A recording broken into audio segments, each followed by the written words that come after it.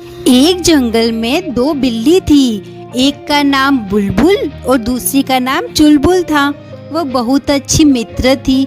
वे दोनों साथ में रहते, खाते, पीते और खूब खेलते।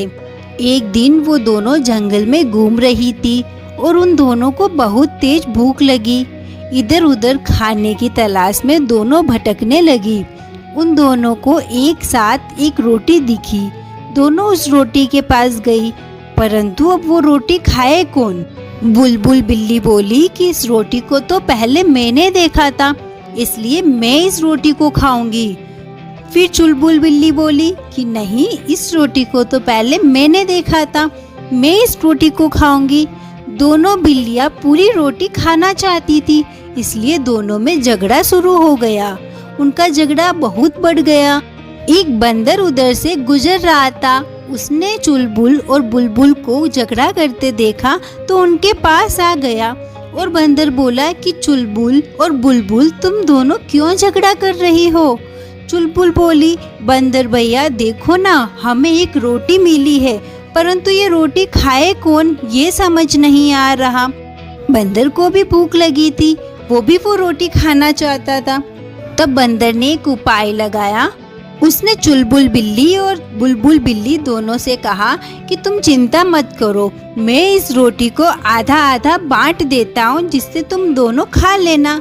चुलबुल और बुलबुल बंदर की बात मान गई और बंदर ने एक रोटी के दो टुकड़े किए, परंतु उसमें से एक टुकड़ा बड़ा और एक टुकड़ा छोटा हो गया।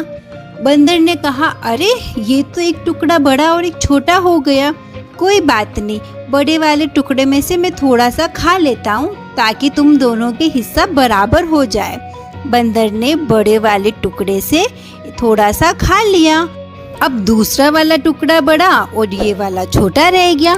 बंदर फिर बोला कि अरे ये वाला टुकड़ा बड़ा रह गया और अब ये छोटा रह गया, इसमें से भी थोड़ा खा लेता हूँ ताकि तुम दोनों का हिस्सा बराबर हो जाए।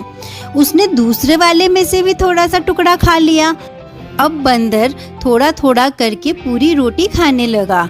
चुलबुल और बुलबुल दोनों बिल्लियाँ बोली कि बंदर भैया आप रहने दो, हम खुद ही ले लेंगे। उन्होंने जब तक बोला तब तक तो बहुत छोटे छोटे रोटी के टुकड़े बचे थे।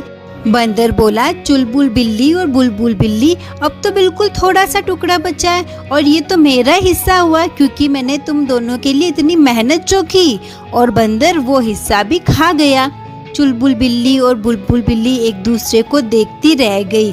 उन्हें ये चीज समझ आई कि वे दोनों आपस में ही बांट सकती थी। इस कहानी से हमें ये शिक्षा मिलती है कि हमें हमारे काम के लिए कभी तीसरे पर भरोसा नहीं करना चाहिए। Thank you. लाइक करो, सब्सक्राइब करो।